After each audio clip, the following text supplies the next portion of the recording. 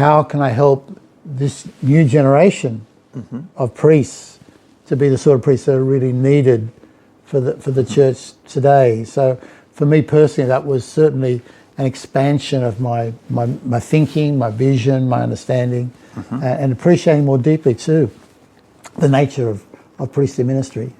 Yes, because it's a changing thing, isn't it? We've had the priesthood for 2,000 years, but there's never been one year like another. It's always a changing kind of it's very true. reality. And I felt very clearly that my task was to form men for ministry in Australia in the 21st century.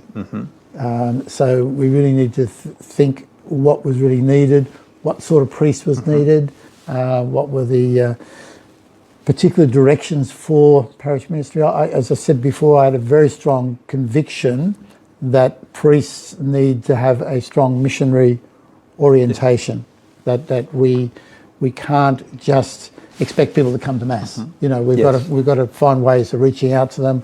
We've got to find means particularly of being a stronger presence in the local community. So not just a private community of believers in a community. And connected with that too was my conviction that we need to develop more evangelical preaching.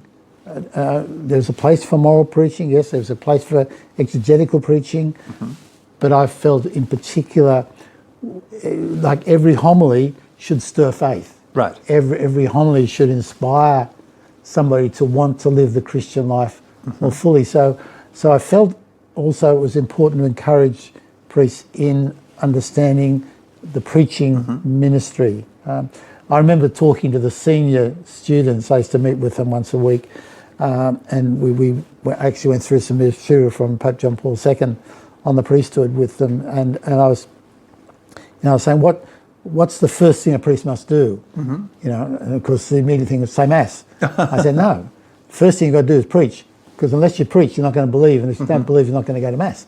Fair enough. So preaching must be the first ministry of the priest. So that they were things that really enriched my appreciation of the priesthood. Right. Yeah. Well, it's certainly the truth this morning, because today is the feast of St. Anthony of Padua, and your homily this morning, you made that very clear that he was a wonderful preacher.